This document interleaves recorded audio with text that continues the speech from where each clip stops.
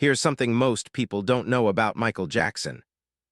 In the middle of one of the biggest tour of his life, the HI Story World Tour, Michael did something that had absolutely nothing to do with dancing, moonwalking, or hitting a high note. He was in the middle of a performance, surrounded by tens of thousands of screaming fans, lights blazing, the crowd electric. And then something went wrong. Badly wrong. Someone in the crowd was heckling him, not just whispering snarky comments to a friend. Full-on, loud, disrespectful mockery, directed straight at the king of pop in front of everyone. Now, what do you think most superstars would do in that moment? Have security drag the person out? Snap back, ignore it and keep moving. Maybe let the crowd handle it, because a crowd of tens of thousands of fans will absolutely handle it. Michael did none of those things. What he did instead left the entire audience stunned into silence. It made grown men cry. It changed at least one person's life forever. And it became one of the most talked about off-script moments in concert history, not because of a wardrobe malfunction, not because of a technical disaster, but because of a single, quiet, breathtaking choice. The choice to forgive. And honestly, when you understand the full story, the context, the person involved, what was actually said, and how Michael responded, I think you're going to walk away from this video seeing Michael Jackson in a completely different light. Not just as an entertainer, as a human being who understood something most of us are still trying to figure out. So if you're ready for that, if you want the kind of story that actually makes you stop and think about how you respond when people are cruel to you, then stick around, because we're about to go deep. And hey, if you find yourself nodding along at any point in this video, do me a favor and hit that subscribe button right now. We tell stories like this all the time, stories about real people making remarkable choices in impossible moments. You're not going to want to miss them. All right, let's get into it. To understand why what happened that night was so extraordinary, you first have to understand where Michael Jackson was in his life at the time. And I don't mean his career. I mean his life. By the mid-1990s, Michael Jackson had been famous for literally his entire conscious existence. He was performing on stage with the Jackson 5 at age 8. By the time he was 10, he had chart-topping hits. By the time he was 25, he had Thriller, the best-selling album of all time, a record that still stands today. By his early 30s, he was so globally recognized that he couldn't walk through an airport, eat at a restaurant, or stand near a window without setting off a chain reaction of chaos. Think about what that does to a person. Michael often talked about what it felt like to grow up without a childhood in the traditional sense. He didn't have the luxury of making mistakes quietly, growing awkwardly, figuring himself out in private. Every stage of his development, physical, emotional, artistic, happened in public under lights with cameras rolling, and the public had opinions about all of it.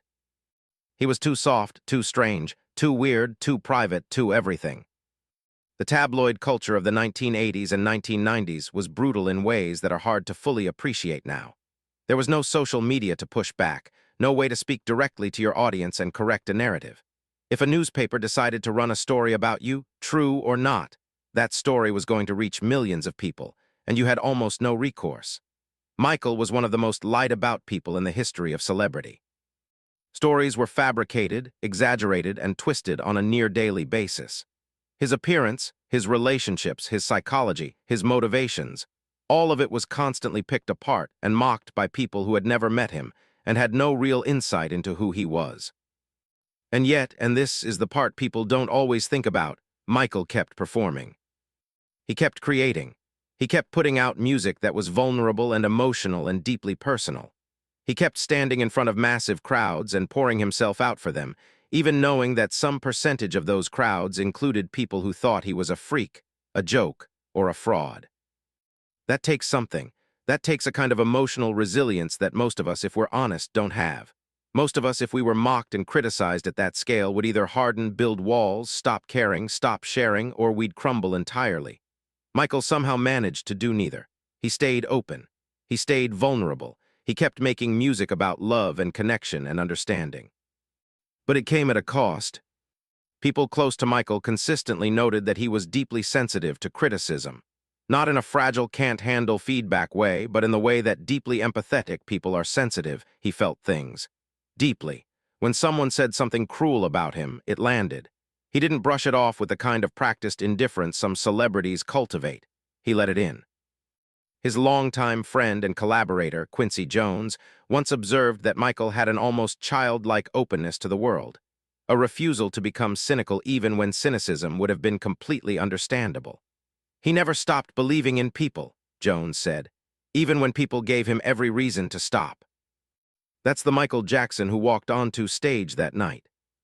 Not the icon, not the legend.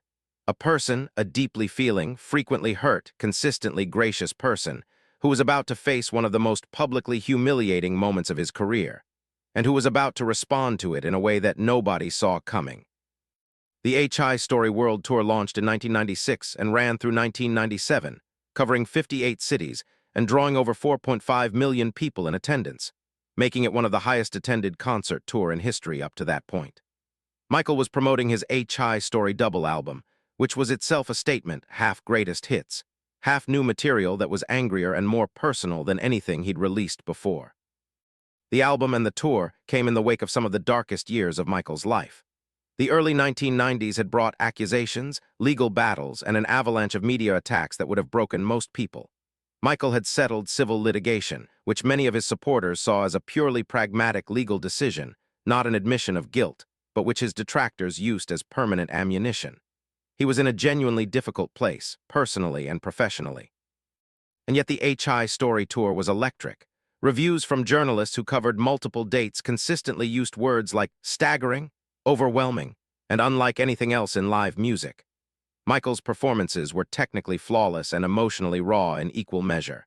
He had the kind of stage presence that doesn't really translate through video. You had to be in the room to fully understand it.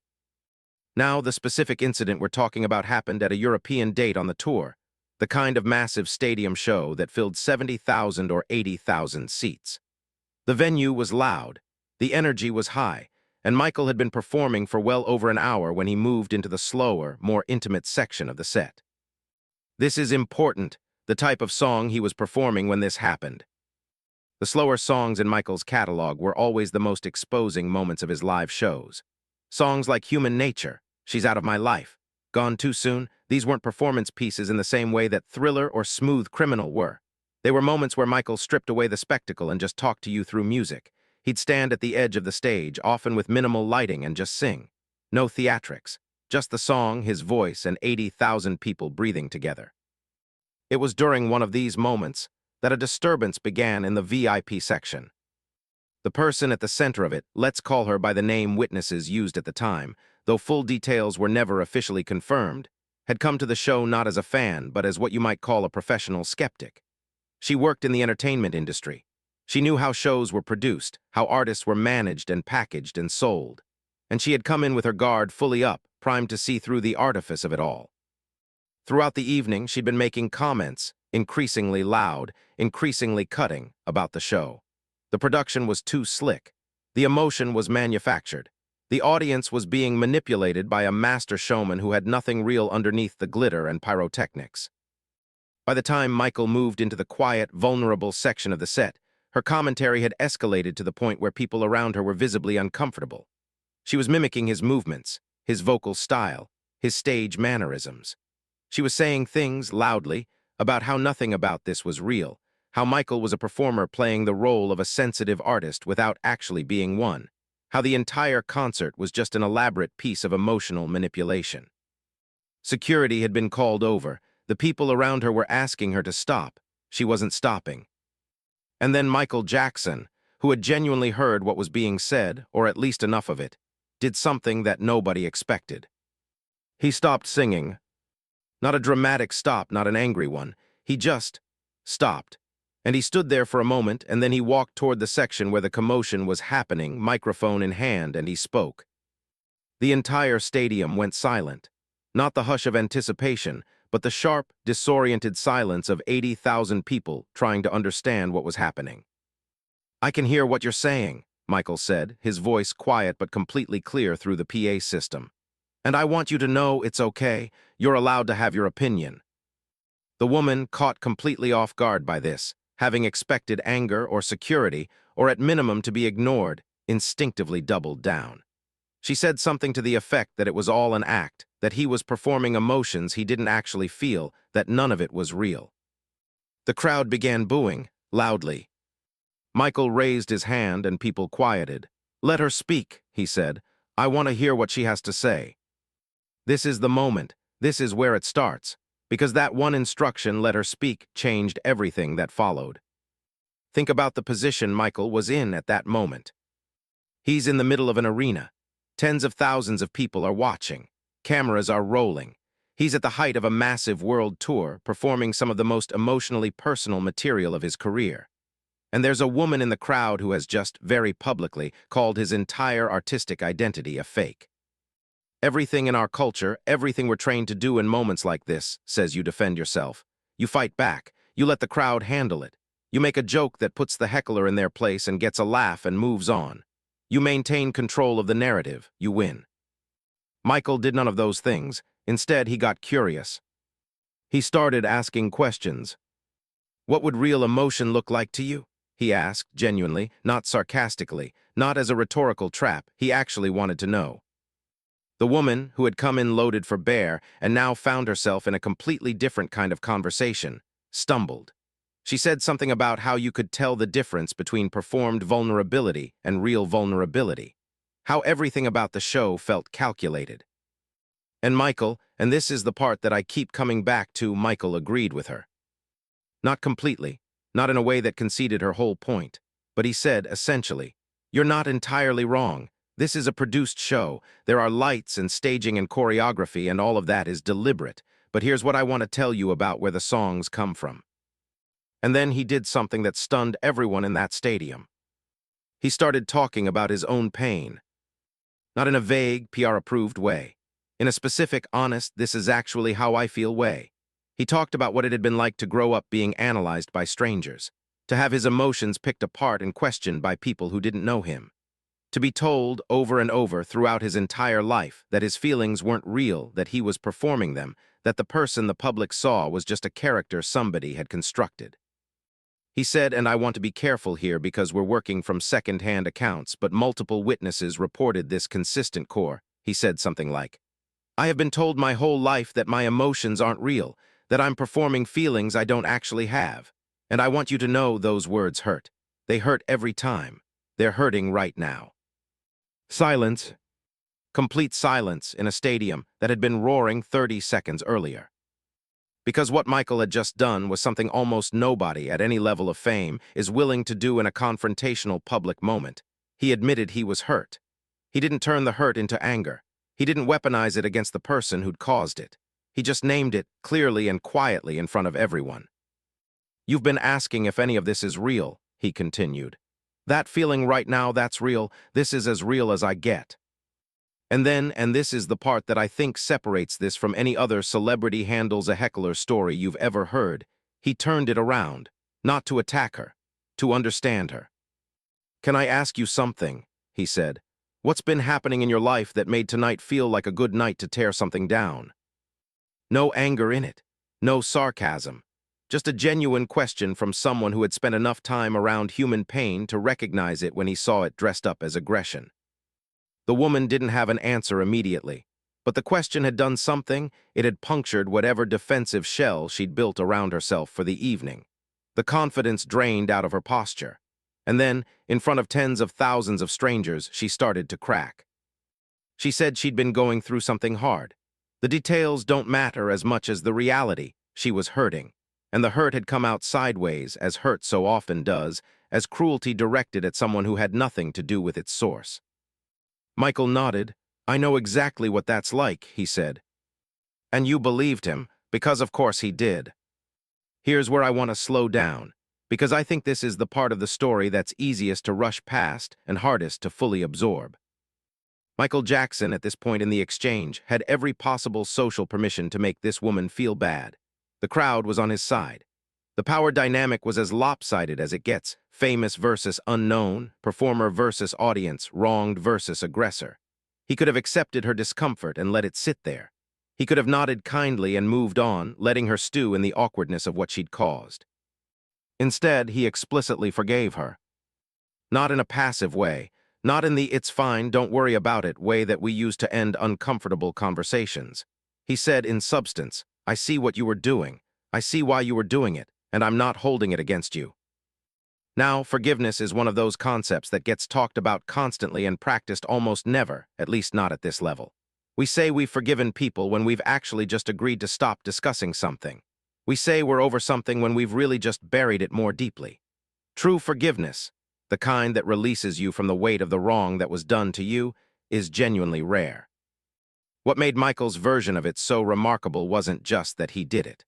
It's that he did it publicly, in real time, with no preparation, and directed at someone who, by almost any reasonable standard, didn't deserve it. Because she hadn't apologized yet, he forgave her before the apology came. That's the detail that gets lost in retellings of this story. The sequence matters. He didn't wait for her to say sorry and then graciously accept it. He looked at her, understood where her behavior was coming from, and chose to release her from it before she'd earned that release. Because he'd decided, somewhere along the way, that forgiveness wasn't something he gave people as a reward for sufficiently apologizing. It was something he gave because carrying resentment was a cost he wasn't willing to pay. There's a version of Michael Jackson that could have developed, given everything he'd been through, that would have been completely understandable and almost certainly justifiable.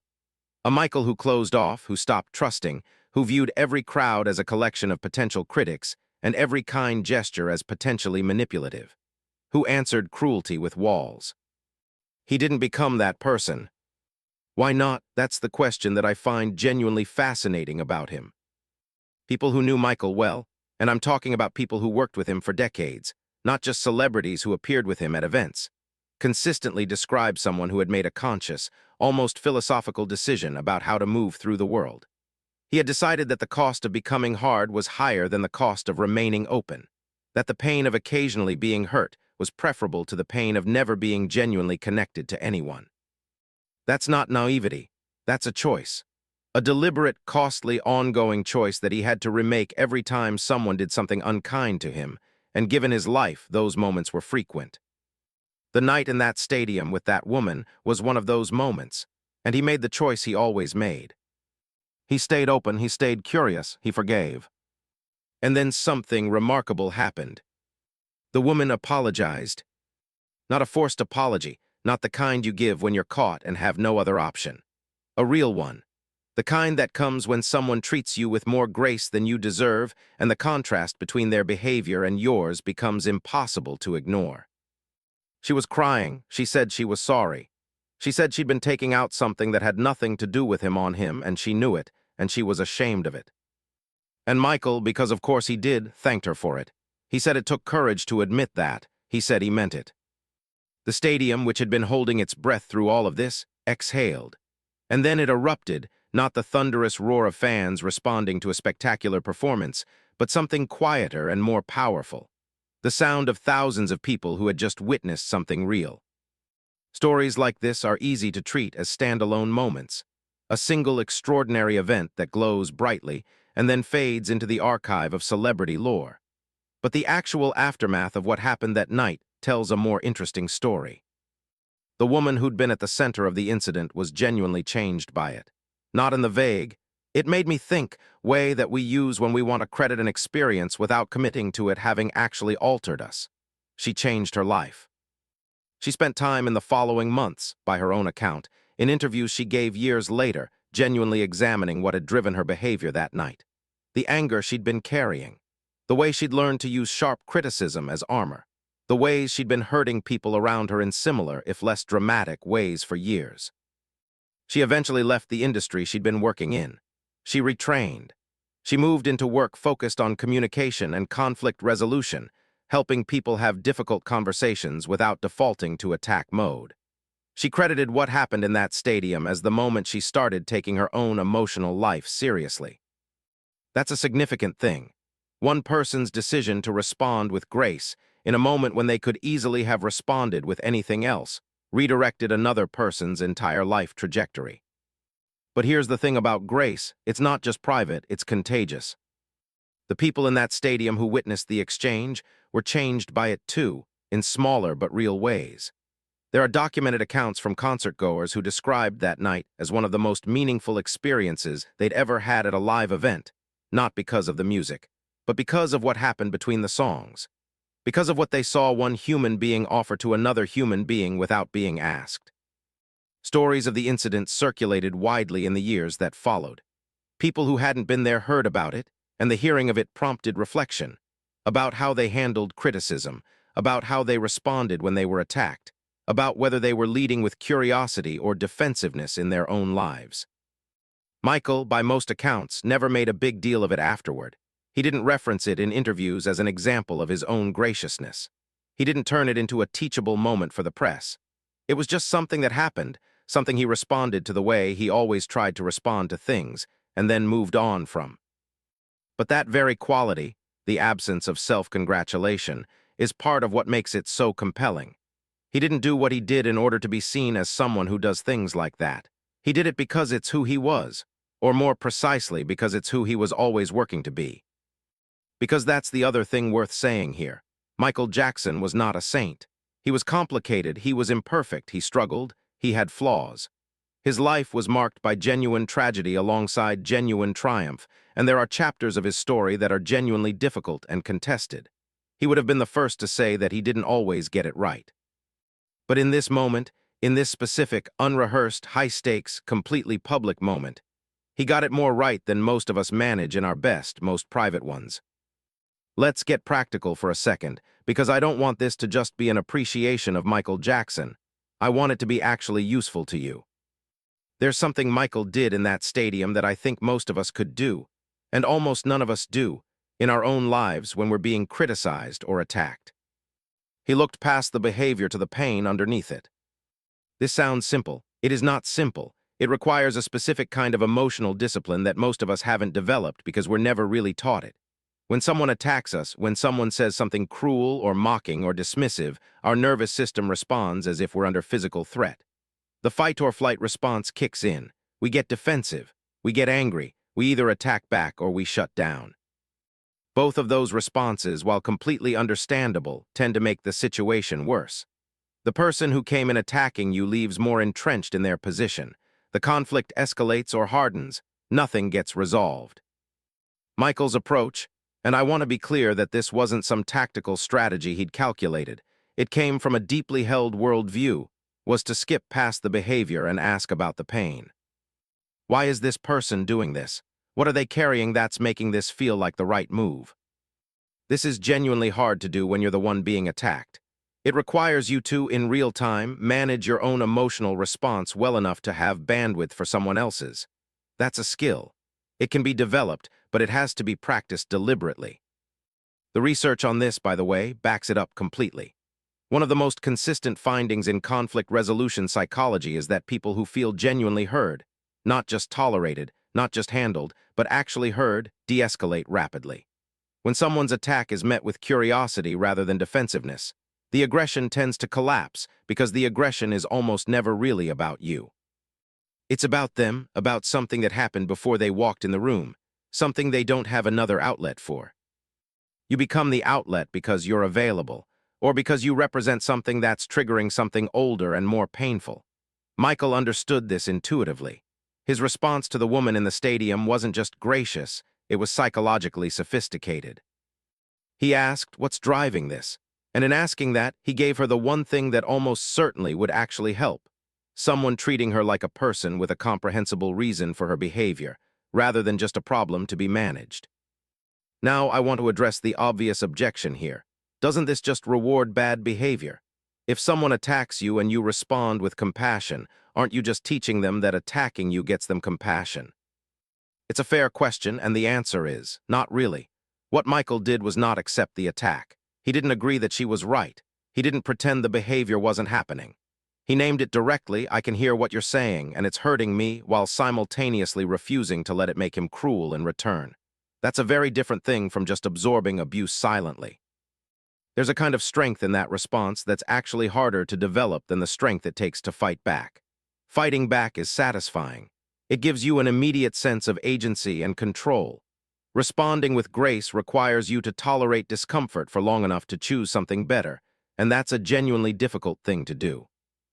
The other thing I want to say, and this applies beyond just high-stakes confrontations, is about the power of numbing your own vulnerability honestly. When Michael said, "These words hurt right now in this moment," that was an act of courage that's hard to overstate. We live in a culture that treats emotional vulnerability, especially in men, as weakness, especially in figures of authority or fame. The expectation is that powerful people don't let you see that things land. Michael shattered that expectation. He said, "It landed, I'm feeling it, and I'm choosing to continue anyway, and the continuation in the presence of admitted hurt is the grace. Not pretending it doesn't hurt, actually feeling it, saying so, and still responding with kindness." That is a form of strength that most of us, in our honest moments, recognize as beyond what we usually manage. The incident in the stadium didn't happen in a vacuum. It was, in many ways, a concentrated expression of something that ran through Michael Jackson's life and work from the very beginning. His music is obsessed with connection, with understanding, with the desire to be seen clearly and to see others clearly. Songs like Man in the Mirror, Heal the World, We Are the World, Earth Song, these aren't just big, feel-good anthems. They're actually fairly radical statements about how Michael believed human beings should relate to each other and to the world. They take seriously the idea that what's wrong in the world is a failure of empathy, and that the repair has to start at the individual level. Man in the Mirror is essentially a song about the exact move Michael made in that stadium, turning the question back on yourself before you turn it outward. Looking at your own role in the world's problems before pointing at someone else's.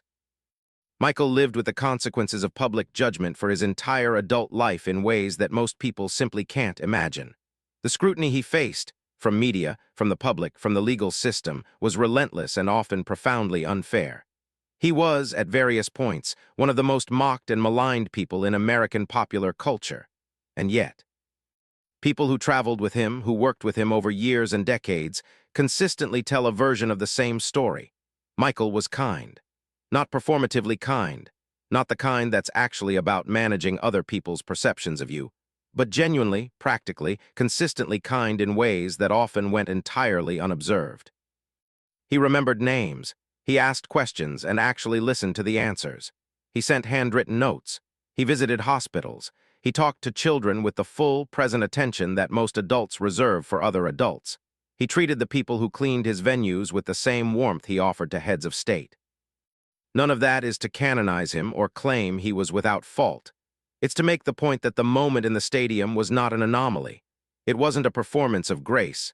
It was an expression of something deeply practiced and deeply held.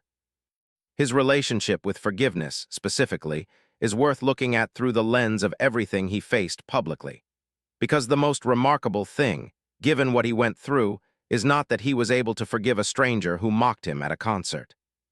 It's that he appears to have been able, over and over again, to forgive on a much larger scale, to forgive an industry that exploited him, a media that caricatured him, a culture that often chose the cruelest possible interpretation of everything he said and did.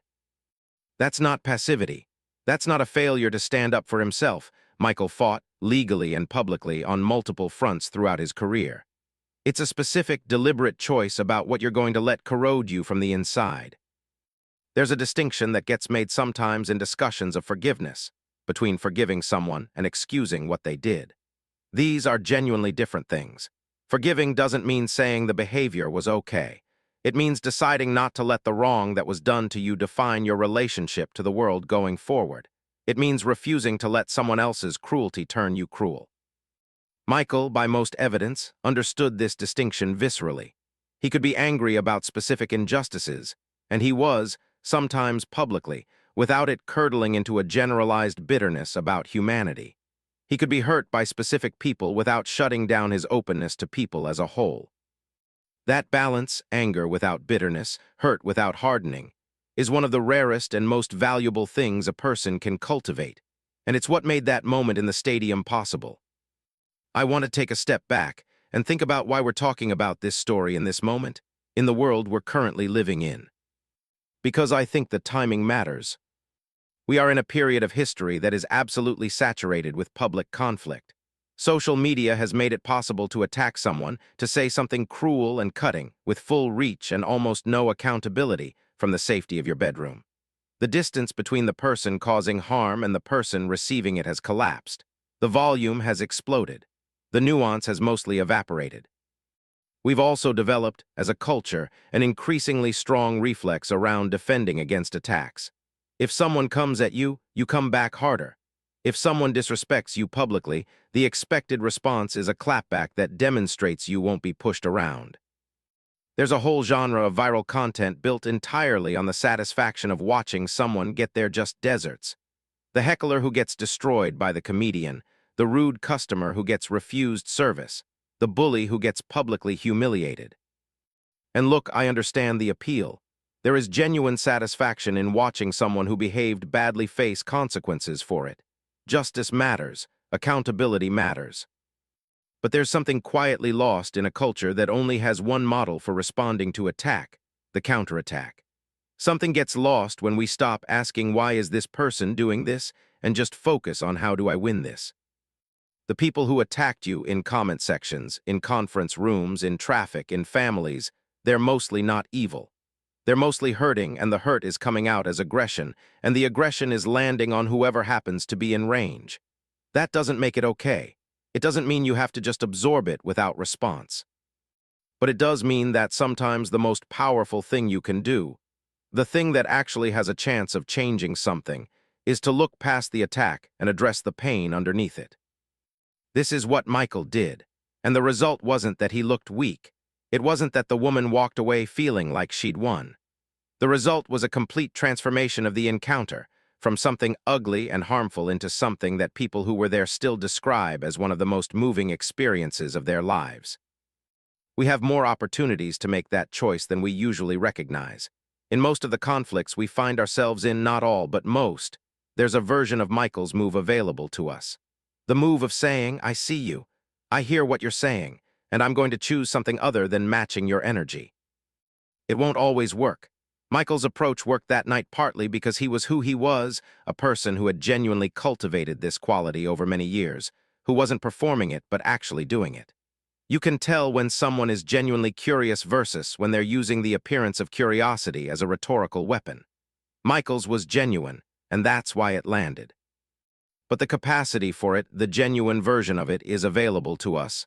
It can be developed, it can be practiced, and the more it's practiced, the more natural it becomes. Michael Jackson died in June 2009. He was 50 years old, and the circumstances of his death, like almost everything about his life, were complicated and painful and publicly dissected in ways that were sometimes not particularly dignified.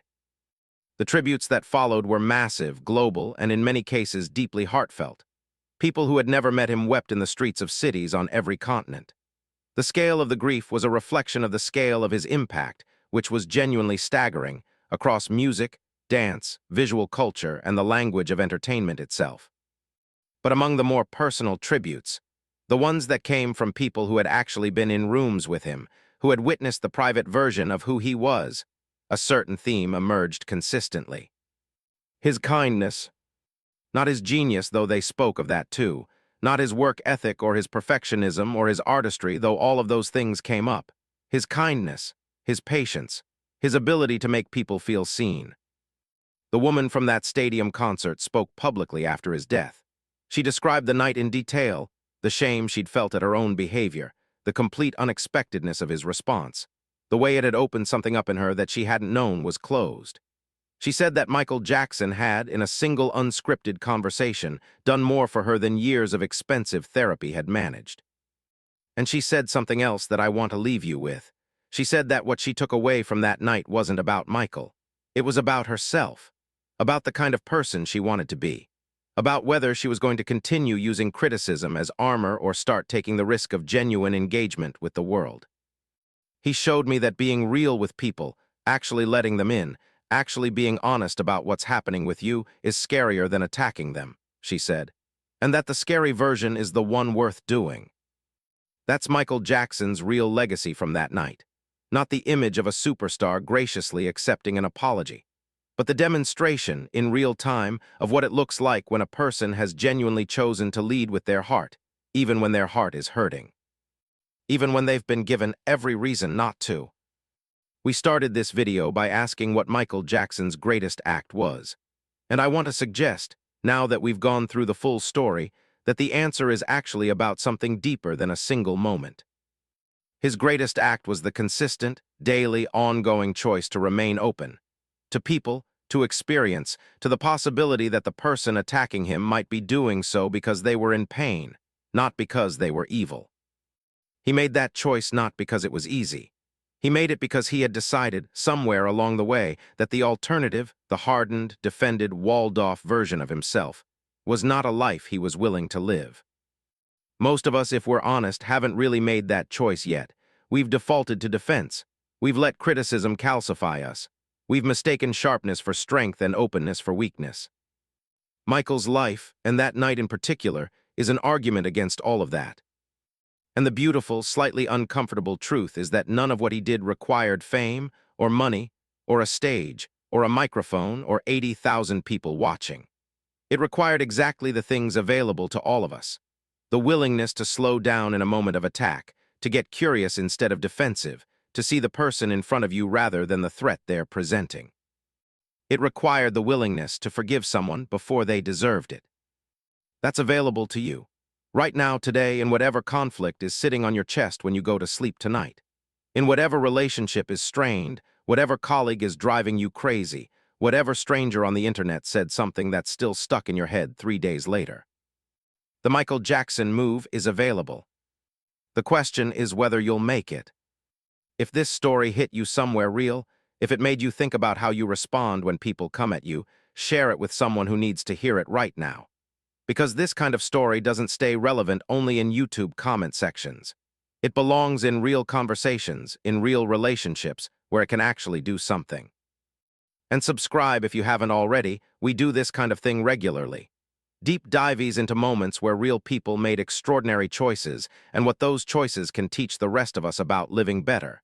New video coming soon. See you there.